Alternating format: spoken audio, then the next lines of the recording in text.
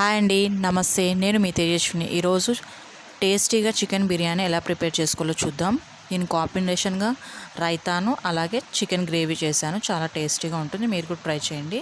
ముందుగా ఇలా 1/2 kg chicken తీసుకొని బాగా వాష్ చేసుకొని ఒక గిన్నెలో వేసి సాల్ట్ తగినంత పసుపు, ఉప్పు, గరం మసాలా, ధనియాల పొడి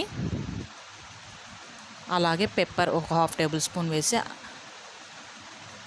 అల్లం, కొత్తిమీర, తెల్లవాయి ఇలా 3 టేబుల్ స్పూన్స్ వేసుకొని పెరుగు ఒక 1/2 కప్ ఫ్రెష్ వేసుకోవాలి. బాగా మిక్స్ చేసి అలాగే ఒక 1/2 గరిట ఆయిల్ కూడా యాడ్ చేసి అన్నీ బాగా మిక్స్ చేసుకోవాలి.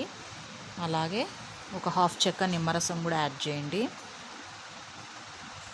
అన్నీ బాగా కలుపుకొని ఇందులోకి కట్ చేసిన పుదీనా, మెంతాకు, కొత్తిమీర అన్నీ యాడ్ చేయండి. అలాగే ఒక 1/2 అవర్ దాకా దీన్ని మ్యాగ్నేట్ చేసి పక్కన పెట్టుకుందాం.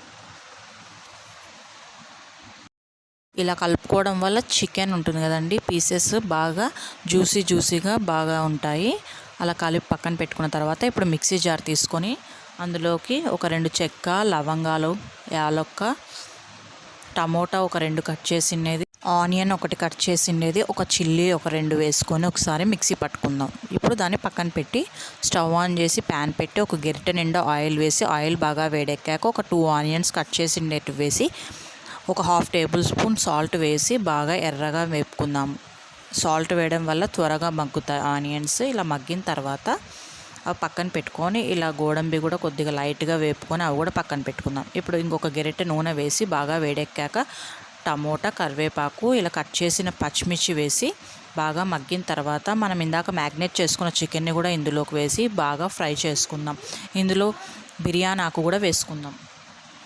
చికెన్ వేసాం కదా, అందులో వాటర్ అన్నీ ఇమిరిపోయే వరకు బాగా మగ్గించుకున్న తర్వాత ఇంకాస్త 1/2 కప్ దాకా మనం పుదీనా, మెంతాకు కట్ చేసినది వేసి బాగా ఆకు మగ్గే వరకు కలుపుకుందాం.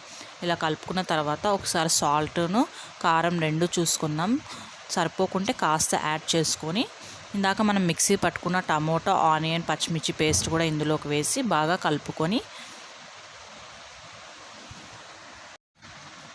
ఇప్పుడు మనం కుక్కర్ మూత పెట్టి ఒక 1 విజిల్ వచ్చే వరకు ఉడికించుకుందాం. అలా ఉడికేలోపు మనం ఇక్కడ బియ్యంని నానబెట్టుకుందాము.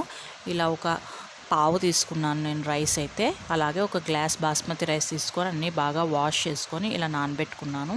ఇప్పుడు కుక్కర్ చల్లారిన తర్వాత ఇప్పుడు మనం ముక్కలన్నీ బాగా చికెన్వి ఉడికాయండి. ఇప్పుడు అందులోకి మనం వాష్ చేసుకున్న బియ్యంని వేసుకొని బాగా మిక్స్ చేసుకుని పైకి కిందికి అంతా బాగా మిక్స్ చేసుకున్న తర్వాత నేను ఇందాక ఇప్పుడు పావు అన్నా కదా, దాంతో ఒక 2 పావులు వాటర్ వేసుకొని ఒక గ్లాస్ బాస్మతి రైస్ అన్నా కదా, ఒక గ్లాస్ బాస్మతి రైస్కి ఓన్లీ 1 గ్లాస్ వాటర్ మాత్రమే వేసుకోవాలి. ఎందుకంటే బాస్మతి రైస్కి ఎక్కువ వాటర్ అవసరం లేదు కాబట్టి. అంతా బాగా మిక్స్ చేసుకున్న తర్వాత ఒక 2 టేబుల్ స్పూన్ల నెయ్యి వేసి బాగా మిక్స్ చేసుకొని కుక్కర్ ఒక 1 విజిల్ పెట్టేసుకుంటే మన చికెన్ బిర్యానీ అయితే ప్రిపేర్ అయిపోతుంది. బిర్యానీ అంటే అంత ఈజీ కాదండి, కాస్త పని ఎక్కువే ఉంటుంది, కానీ దాన్ని ఓపికగా చేసుకోవాలి. అలాగే మీకు వీడియో నచ్చినట్టయితే like, share and subscribe my channel. Thank you so much for watching.